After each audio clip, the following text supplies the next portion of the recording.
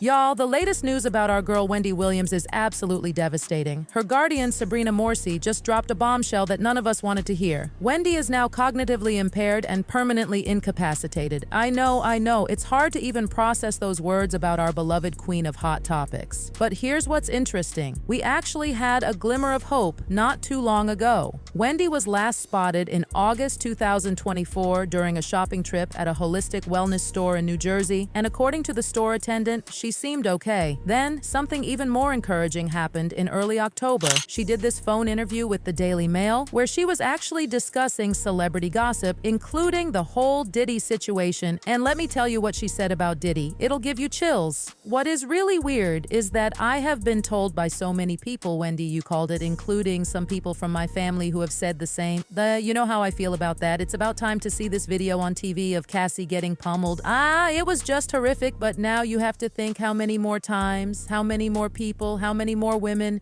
It's just so horrible. When we heard her speaking like that, sounding just like the old Wendy we know and love, we all thought maybe, just maybe, she was getting better. But honey, that hope was short-lived because now we're hearing that Wendy has become cognitively impaired, permanently disabled, and legally incapacitated. This heartbreaking news came through court documents filed by her guardian Sabrina, describing our beloved talk show queen as an acclaimed entertainer who tragically suffers from early-onset dementia. Now this whole situation gets even messier when you look at what's happening with that Lifetime documentary, Where is Wendy Williams? You see, Sabrina tried to stop it from airing back in February, but it went ahead anyway, and what it showed us about Wendy's struggles just breaks my heart. There's this devastating scene where she drinks an entire bottle of vodka, and when one of her loved ones finds it and asks, "Did you drink this whole thing today?" Our girl just snaps back, telling them to leave the bottle right where it is while she's lying in bed. And it gets worse. There's another scene that's just hard to watch. Wendy's in the back of a car getting aggressive with the driver, and when they're driving through her beloved New York City, she admits she doesn't even recognize her surroundings anymore. One of her family members suggests she might be losing her memory, and someone else points out that this clearly isn't just about drinking. There's something much more serious going on. Now, Sabrina's taking legal action, trying to protect Wendy's privacy by requesting that certain information be redacted. You know, sensitive details about Wendy's health, family relationships, and finances. She's claiming that the documentary took advantage of Wendy when she wasn't capable of consenting to being filmed. Can you believe they allegedly did all this without a proper contract or the Guardian's approval? But hold on to your wigs, because Lifetime isn't taking this lying down. Their attorneys are firing back, saying Sabrina is just trying to shut down free speech about an issue of public concern. They're claiming that this documentary showed us the raw, unfiltered truth about what happened to Wendy after she was put under guardianship. And what they're saying about the guardianship is pretty shocking. According to them, instead of protecting Wendy, it isolated her from her family, left her largely alone and unattended in her apartment, exacerbated her self-destructive behavior and mental decline, and failed to prevent her use.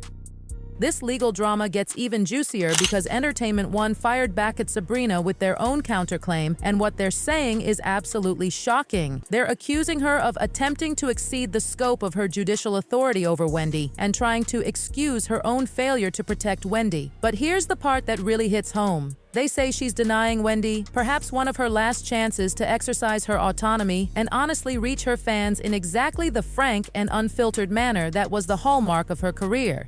And they didn't stop there. They're claiming this is all in an effort to prioritize her own reputation and deflect scrutiny of her own inaction and indifference to Wendy's situation. In other words, they're saying Sabrina is more concerned about protecting herself than protecting our queen of media. Now let's talk about how we got here, because this didn't happen overnight. Remember back in 2019 when Wendy was diagnosed with related brain damage. She became her own hot topic when she bravely opened up about staying in a sober house, trying to tackle her addiction head-on. It was such a powerful moment of vulnerability from someone who usually kept it real about everyone else's business. You know, Kevin and I have the Hunter Foundation for the Good of the People, and we recently launched our 888-5-HUNTER number for those of you caught up in the struggle of addiction. Well, for some time now, and even today and beyond, I have been living in a sober house. When you see me come to work, glammed up, right after the show, I go across the street, I do my Pilates. I told you 2 hours a day, I like to take care of my body. And you know I've had a struggle with in my past, and I never went to a place to get the treatment. I don't know how, except God was sitting on my shoulder and I just stopped. But there are people in your family, it might be you, who've been struggling, and I wanted to know more of the story. So this is my autobiographical story, and I'm living it, and I'm telling you this.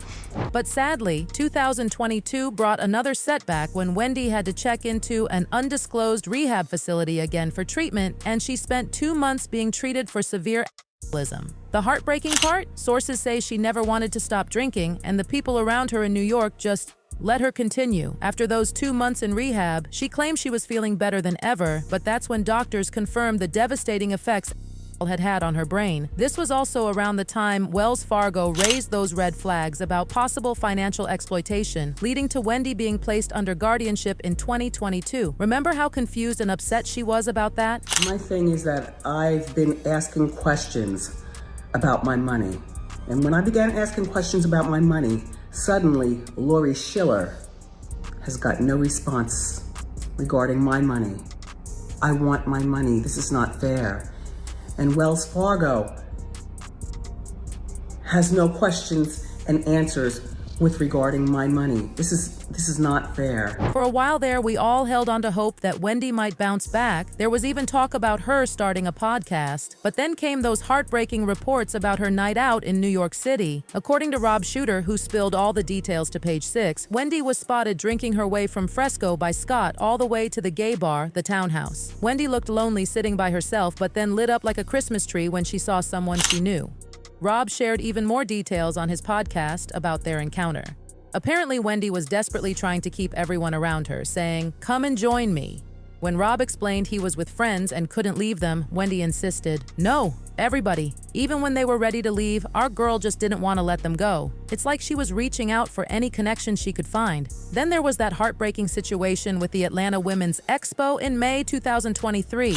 Wendy was supposed to make this amazing comeback, but she ended up being rushed to the hospital twice and had to cancel. The most devastating part? When she tried to record a promo video, the Expo team had to reject it because she seemed completely disoriented. Sources say she even claimed she was still married to her ex, Kevin. Can you imagine how confused she must have been? But the really heavy news came in February 2024 when her medical team finally revealed what was really going on. They released this statement about her FTD and aphasia diagnosis, saying, "Over the past few years, questions have been raised at times about Wendy's ability to process information, particularly when she began to lose words, act erratically at times, and have difficulty understanding financial transactions." In 2023, after undergoing a battery of medical tests, Wendy was officially diagnosed with primary progressive aphasia and frontotemporal dementia, FTD. Their statement tried to reassure us, saying, "Wendy is still able to do many things for herself. Most importantly, she maintains her trademark sense of humor and is receiving the care she requires to make sure she is protected and that her needs are addressed. She is appreciative of the many kind thoughts and good wishes being sent her way." But here's where things get really suspicious. Just when we thought Wendy might be improving, her guardian drops this bomb about her condition getting worse. And let me tell you why people are raising their eyebrows at this whole situation, especially when it comes to Sabrina being the one delivering this news. This is the same person that Wendy's family accused of keeping them in the dark. They didn't know where Wendy was being treated, what treatment she was receiving, or even how to contact her directly. The only time they heard from Wendy was when she managed to call them herself. The whole thing is giving major red flags, and people are starting to ask some serious questions. Can we really trust anything coming from Sabrina's mouth? Is she being completely honest about Wendy's condition? Or, and this is what's really keeping people up at night, could she possibly have something to do with Wendy's declining health? Think about it. Why would someone who supposedly has Wendy's best interests at heart keep her isolated from her own family? Why all the secrecy about her treatment? And why release this devastating news about her condition right in the middle of all these legal battles about the documentary?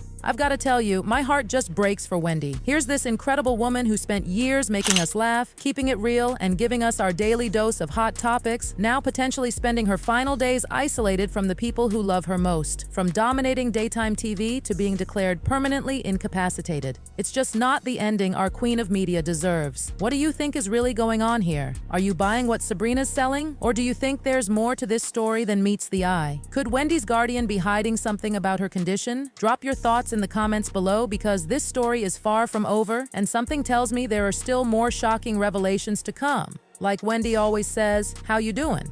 But right now, we're all worried that she's not doing well at all. Keep watching this space because you know I'll be right here spilling all the tea as this story continues to unfold.